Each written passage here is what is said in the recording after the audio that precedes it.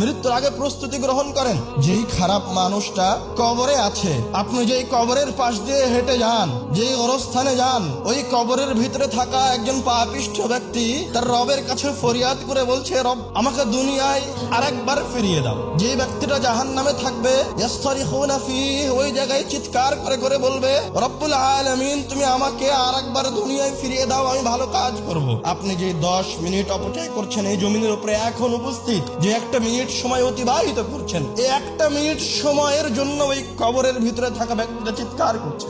আপনি ওই কবরে যাওয়ার আগে, ওই কবরে ঢোকার আগেই আপনার এই 5 মিনিট সময়কে মূল্যায়ন করেন, 1 মিনিট সময়কে মূল্যায়ন করেন। কবরে চলে গেলে 1 মিনিট সময় আর দ্বিতীয়বার ফিরে আসবে না ভাই আমার, এই একটা দিন আর ফিরে আসবে না ওই কবরে ঢুকে গেলে। যতই চিৎকার করেন না কেন, রব্বুল আলামিন অসংখ্য আয়াতে বলেছেন, আল্লাহ রাসূল অসংখ্য হাদিসে বলেছেন যে পাপিষ্ঠরা রব্বুল আলামিনের কাছে ফরিয়াদ করবে আরেকবার ফিরে আসার জন্য, কিন্তু সুযোগ হবে না। আপনি রব্বুল আলামিনের ওই নসিহতকে স্মরণ করেন, ওই মৃত্যুকে স্মরণ করেন, একবার দুইবার নয়, বেশি বেশি ঘন ঘন স্মরণ করেন। আজকের আলোচনার আপনার জন্য শেষ উপদেশ এই যে আপনি মৃত্যুকে বেশি বেশি স্মরণ করবেন এবং মৃত্যুটাকে অন্তর দিয়ে অনুভব করার জন্য, যেমন আল্লাহ রাসূল নসিহত প্রদান করলেন যে তোমরা কবর জিয়ারত করতে যাও। আপনিও মাঝে মাঝে কবর জিয়ারত করতে যান, কবরে গিয়ে সালাম দেন, অন্তর দিয়ে চোখটা বন্ধ করে অনুভব করেন যে সামনে যে কবরটা আছে ওই কবরটা আপনার, এটা আপনার ব্যাংক, এই জায়গায় আপনার সব সম্পদ আছে। আপনি এবার চিন্তা করেন যে ওই কবরে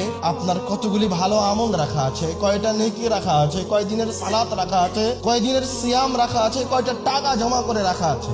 আবার আপনি চিন্তা করেন যে ওই কবরে আপনার কতগুলি জুলুম জমা করে রাখা আছে, আপনার কতগুলি ঘুষের উপর অর্থ সম্পদ নেওয়া অর্থগুলি ওই কবরে জমা করে রাখা আছে, কতগুলি মিথ্যা কথা ওই কবরে জমা করে রাখা আছে, কতগুলি পাপ কাজ, কতগুলি জেনা, কতগুলি অন্যায় ওই কবরের মাঝে রাখা আছে। আপনি একবার আপনার দুটো চোখ বন্ধ করে কল্পনা করেন, তাহলে আপনি এটা অনুভব করতে পারবেন যে আপনি ভালো মানুষ না খারাপ মানুষ।